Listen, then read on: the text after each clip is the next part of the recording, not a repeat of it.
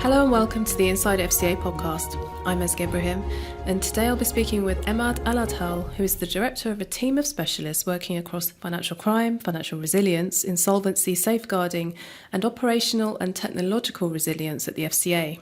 He also co-leads the FCA's commitment on reducing and preventing financial crime. I'll be asking him about fighting fraud in particular and what the FCA expects to see from firms. Hello Emad, welcome to the podcast. Hello, Iske. What's the FCA's financial crime strategy? The FCA's three-year strategy started last year, and the strategy is focused on delivering two things. They're very big things. One is on reducing money laundering, and the other is reducing the growth of fraud. Specifically on fraud, we've all heard the stat before, 40% of crime in the UK is fraud. That's staggering. It should make us all pause and think about that. So what tools does the FCA have to reduce and prevent fraud? I want to say at the outset, it's the whole FCA approach. And by that, I mean, I co-lead this area with my colleague Mark Francis in enforcement. So you have both supervisory, policy and enforcement right there. But you also have authorization. You have our work on comms, in particular ScamSmart. And we use our broadest toolkit, and I'm happy to go into detail.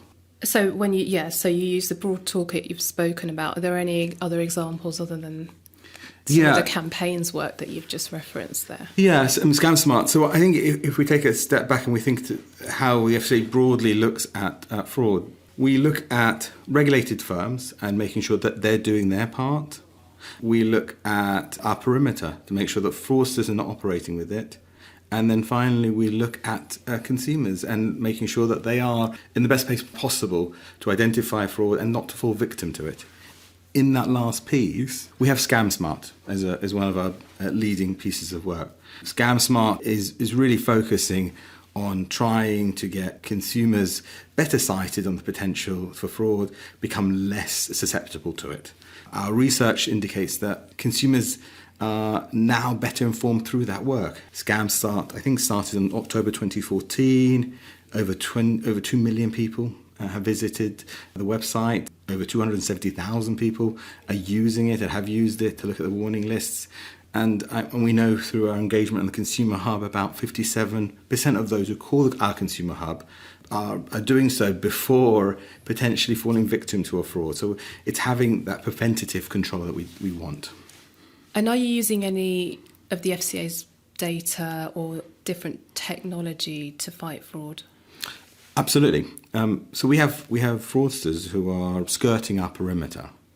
And what we're doing here in that space is using machine learning, web scraping to identify where fraudsters are potentially advertising on website scams or fraud. So in any given day, we are web scraping about 100,000 websites. Through that work in the last year alone, we've issued hundreds of websites take down or asked them, the providers to take those websites down, and issued something almost 2,000 warnings off that work. We've also engaged social media and platform firms like Google so that they establish policies to prevent fraudsters from using their platforms to advertise scams. We've had a remarkable change in that space. So those platforms and those search engines that have introduced policies have led in some instances almost 100% measurable reduction in paid-for scams. And can you tell me a bit about the trends you're seeing on fraud and scams that consumers and businesses should be alert to? Yeah, so fraud is unfortunately not a static activity. We're actually against organised criminals out there who evolve and who, as much as we are using the best tools and evolving our toolkit, they are evolving theirs.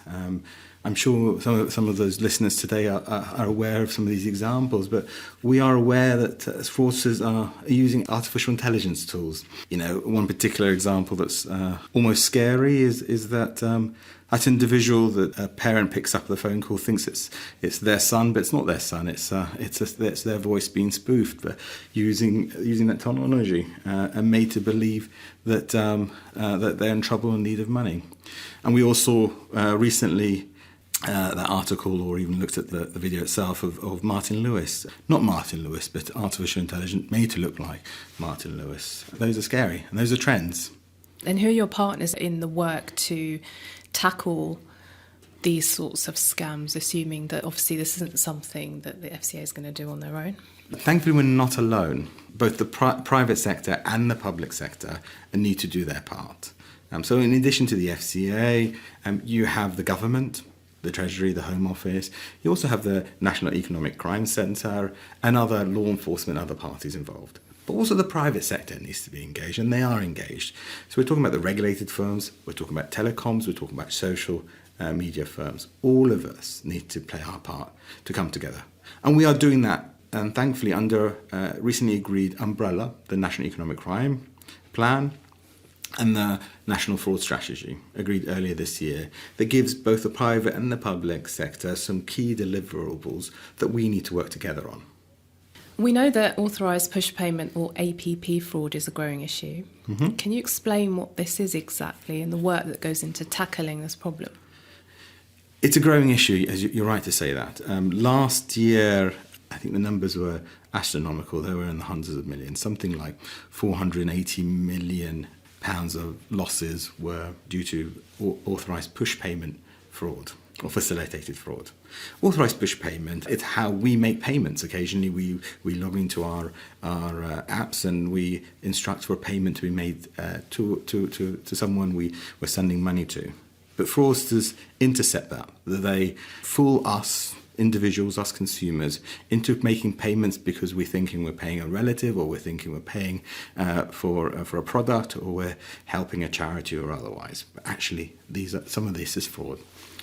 And our work is really involved about trying to make sure that the regulated firms, those who provide payment services, are doing their part to put us on notice that this could be a fraudulent activity, and where they are cited that it is fraudulent, the receiver is fraudulent, they were there to stop us. So we are working with the payment services regulator, a sisters authority, to help us achieve that response, both in terms of policy change as well as a supervisory change.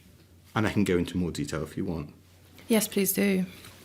So in the policy space, the PSR is making changes such that there is mandatory reimbursement, subject to some limited circumstances, for those who fall victim to APP facilitated fraud are provided that cash reimbursement, make them good. That will have a dramatic change in incentivization of regulated firms to look at how they are identifying those kind of payments that are potentially fraudulent, pausing on them, and seeking to make sure that they are right before they go through. We ourselves are also undertaking supervisory assessment of payment services firms and banks who provide payments services. We're looking at, it's a multi-firm review. We've looked at a number of firms. That review is just in its final stages now.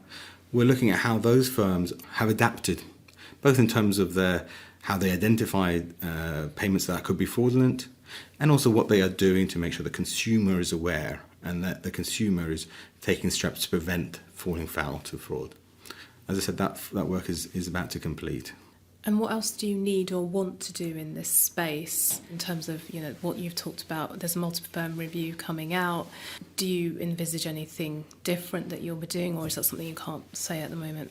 We're going back to those individual firms at the moment, so I can't really spoil too much, because I think we need to speak to them, and then we are going to publish our final results for all firms to see how the wider industry looks at it. I would say a few things, though. Firms need to look at what they are doing now in response to the consultation I mentioned about PSR, and not only about how they are going to provide the relevant disclosures, but how they are improving their systems. Your question right earlier on to this podcast about trends, and we mentioned artificial intelligence. We are seeing firms respond to that. We are seeing firms using sophisticated technology, looking at behavior in customers' use of their apps to see whether it's unusual, and if so, whether that's a telltale of potentially a consumer being coached by a fraudster. So as much as the fraudsters using technology, we hope firms are utilising that technology and improving their controls.